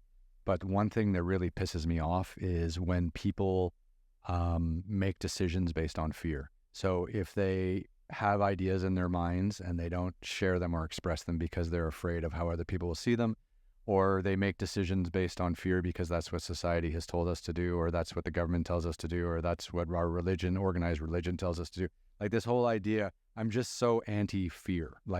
And I just feel like if we can all find a way to not live our lives so afraid all the time, then how healthy would that be? And if there is a consciousness that exists outside of our physical body, and there is something beyond physical death for us, then that would alleviate a ton of fear. And that would be kind of exciting. We could all just start living our best lives. Yeah, absolutely. That was one of the 4 spiritual teachings that I came upon when I was learning about this initially was, they keep emphasizing choosing love over fear. And I actually use that in my day-to-day sometimes. Like if I'm trying to make a decision, I'll check in to see, am I making this decision? Or how much fear am I feeling? And how much is that driving the decision? And you'd be surprised when you stop to do Yeah. how much fear. And then, I might still make the decision because I've decided the fear is too much. But if not, at least I'm aware. I think just being aware is the starting point. And yeah, I'm with you. Like I try not to move from a place of fear. Yeah. But do you think about it like, the news perpetuates fear every day. Like, there's war, there's finance, cost of living crisis, inflation, and it just builds up inside us to the point where, like, I think most of us don't even bother looking for any alternatives or looking for any kind of deeper meaning. We're just all we're surrounded by fear mongers. I try to distance myself from it as much as I can. I used to read the news religiously, like most people. Yeah, that's terrible. Yeah. In the mornings, but that's the thing too. When you change, hopefully eventually, you'll find new friends. Not that you throw away your old friends, but there are people in your life who are still who they were before you've changed, and then you come into conflict with that a lot. And I have noticed that a lot as I've changed, and my anxiety and fear is, I make an effort to reduce it, but those around may not be on the same path, and you can't force people, to do that. I'll tell them and I'll give them methods, but if they don't want to, they don't want to. It serves them in some way. It serves them. I don't know how, but it does. You can't take that away from them. But it's hard to be around it when you've made a choice. Yeah. And again, like, why are we all making choices? Like, why do we have to say A or B? Why can't we just be open to A and B? And why does one have to be wrong? Yeah. I like that too. Yeah. That's true. It's strange. Like, I've been on a strange kind of spiritual journey the last few years because like I lived in China for 18 years. And when I was there, I was kind of like, I was still like young and kind of not really aware of what was going on in the world. And then I was making TV and I was like too busy to care. Like I was so detached from real life, like, which was crazy. But then COVID hit and I had a few years just to sit around and do nothing.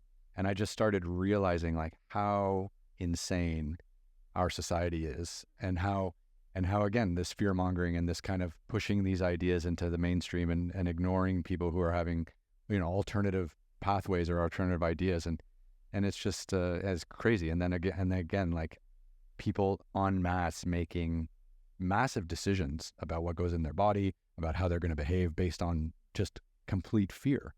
And I just feel like this kind of scientific research, there are people who wouldn't even say it's scientific, but the people but the fact that you've gone through and done all this, these are things that should be read and accepted and passed on. Yeah, why not? I feel like, let me think of a good way to say this. Like, I feel like a lot of our science is so disconnected. A lot of the fields are so separate from each other. We're so far from having a comprehensive, cohesive picture because that's how they train us to be. Fields are separate. So narrow, right? Yeah.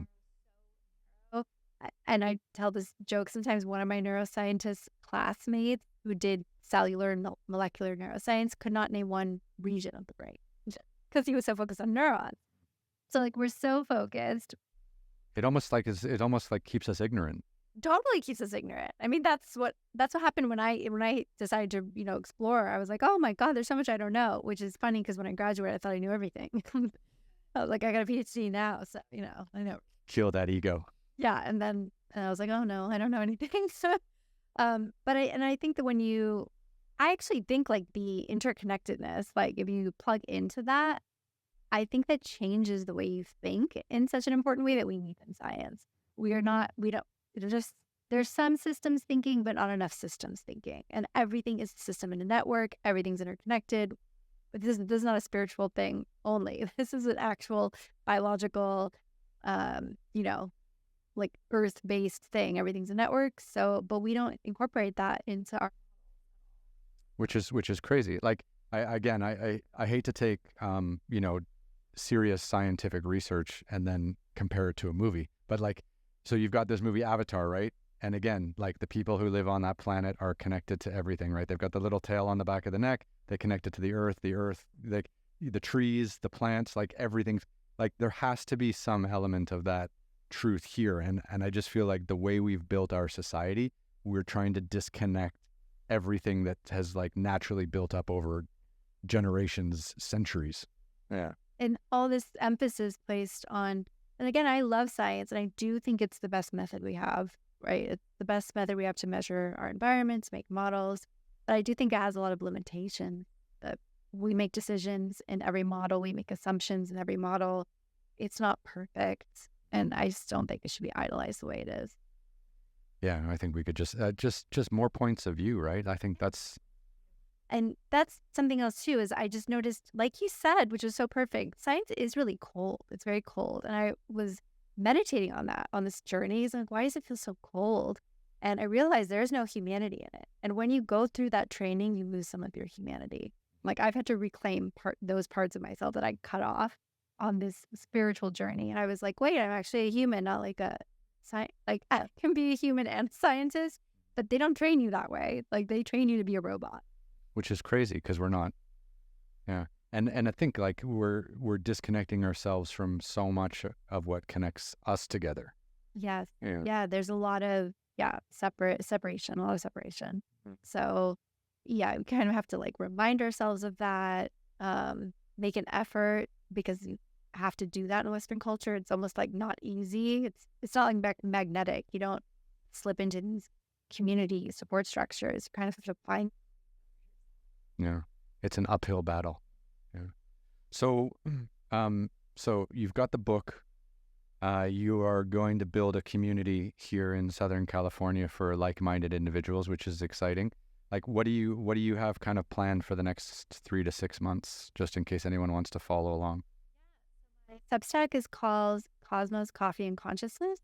And there's people already joined from all around the US, all around the world, but I'll host a few events in LA, but I'm going to open it up so that whoever's part of the network who wants to host can also host one if they want.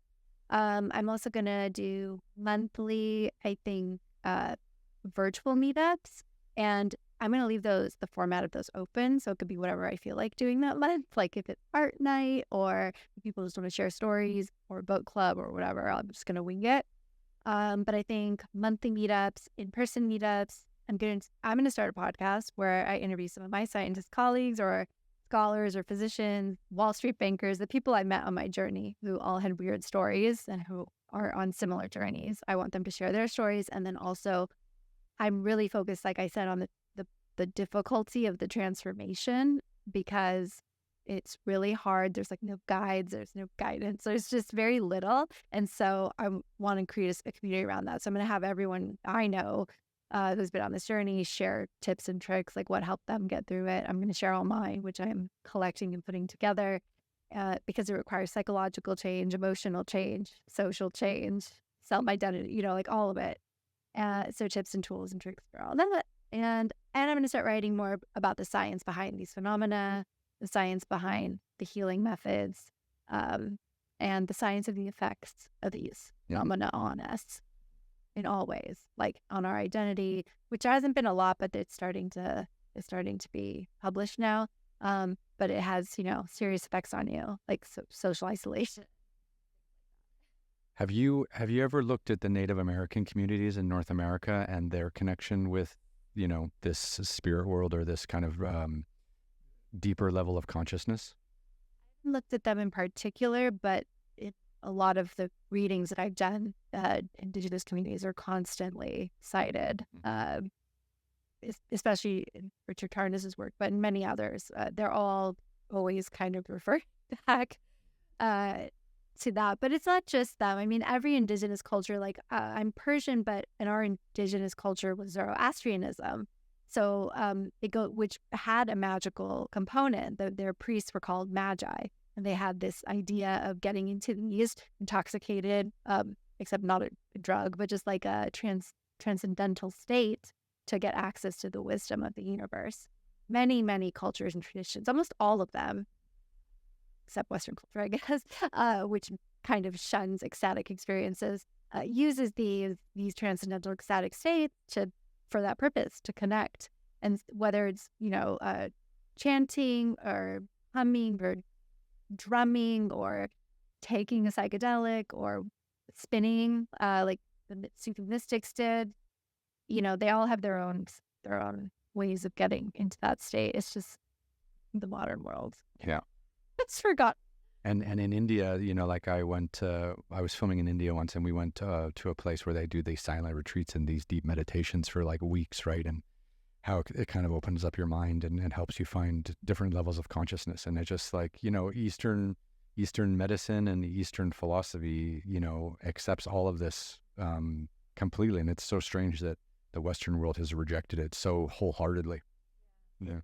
It's starting to change with the psychedelic renaissance, I think, and with the increase in contemplative practices, and it's kind of funny because people are turned to mindfulness meditation for to be more productive or to relax. And then suddenly they have like an awakening, and suddenly they can feel energy and everything's electric, and suddenly they're psychic, and suddenly, like all these things happen to them. They're just thrown into crisis. Like they're experienced with ontological shock because their understanding of just kind of what happened.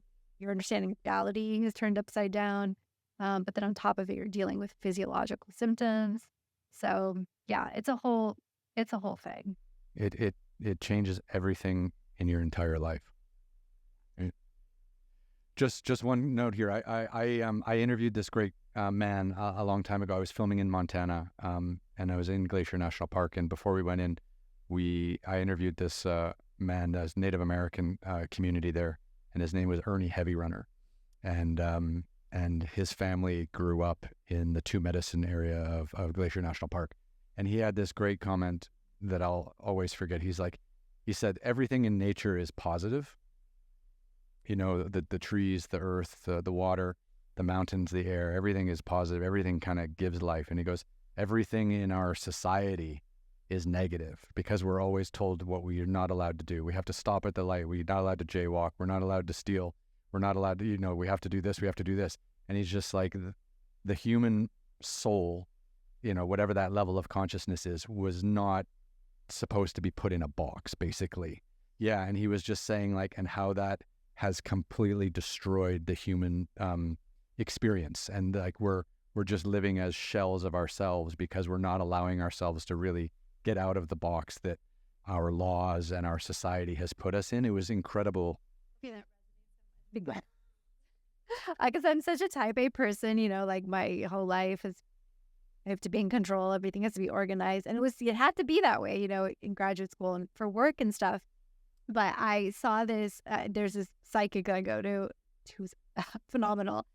And it was so funny because at one point she's like, why are they showing me a calendar with boxes? And I just cracked up because that is my calendar. It's just box after box after every single day. Everything is boxed. Yeah. Just the boxes. Every moment of the day is filled with things. And she's like, what's with the boxes? And I was just explaining my calendar. And she's like, well, they want you to get rid of some of those boxes. They want you to clear a day with no boxes and just have fun. And I was literally, when she said it, I was like, what do you mean have fun? Yeah. Where do we find time for that? Yeah. And then I suddenly realized, I'm like, oh, Yeah. This is a problem. What should I put in my Google Calendar for having fun? And I'm like, okay, this is a problem. I have forgotten how to have fun. I've gotten to live outside the boxes. So, and it's true. We were always thinking about, I want to go to the beach. I want to take a walk. Oh no, I should send this email. I should read this. I should do that. So many shoulds. It's nonstop. Yeah. Okay. So where can people find your book? Where can people learn more about you? Website, social media? Yes, my book is sold wherever books are sold. but I have links to it on my website, which is monasobhaniphd.com. And Sobhani's Sobhani. I'll put a little link on the bottom of the podcast. Yeah. I'm on Twitter and Instagram, but those links are on my website. Find them there. And my Substack is Cosmos Coffee and Consciousness, and you can sign up for that through. Beautiful. Well, look, thank you so much for swinging by. This has been like pretty powerful, exciting. Yeah. And here, look, we can go up here and just show everyone we're in the same room. Yeah. Check it out. Very nice to meet you. Thank you for coming by. Yeah, thank you. And we fade to black. This is all the production quality.